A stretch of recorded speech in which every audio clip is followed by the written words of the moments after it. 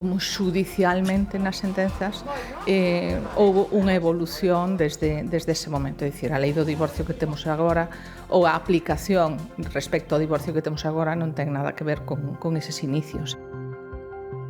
Moitas cousas mudaron dende entón, pero a primeira lei do divorcio da democracia foi o punto de partida para decidir con máis liberdade no senso familiar.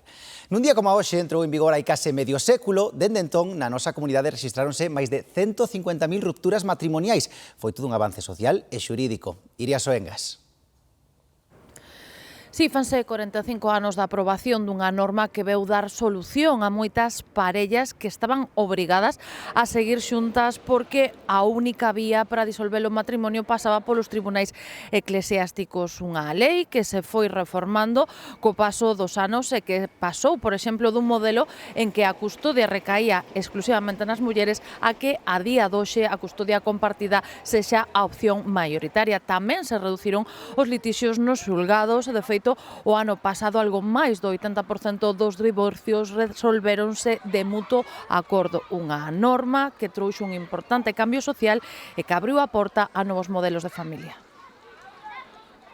O 9 de agosto de 1981 entrou en vigor en España a Lei do Divorcio, unha norma que veu dar resposta a moitas parellas atrapadas en crises irresolubles. O proceso de separación xa sei que pode ter unha connotación negativa, porque é un proxecto de vida que ao mellor nese momento non vai adiante, pero do que se trata de reconstituir cada quen a súa vida e formulalo, claro, con un propósito positivo.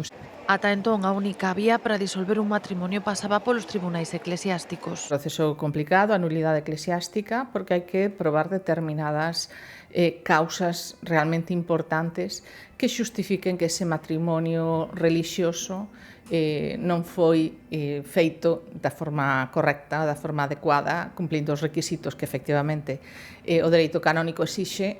A día doxe, se hai acordo entre as partes, o procedemento simplificouse moito. Pero en todo caso, chégase a ese acordo por parte dos cónxuxes. Se hai menores, de feito, teñen que ir á vía xudicial, pero se non hai menores, podeno tramitar perante un notario, por exemplo, vale? Que o mellor o coste é un pouco superior, pero evidentemente é moito máis rápido.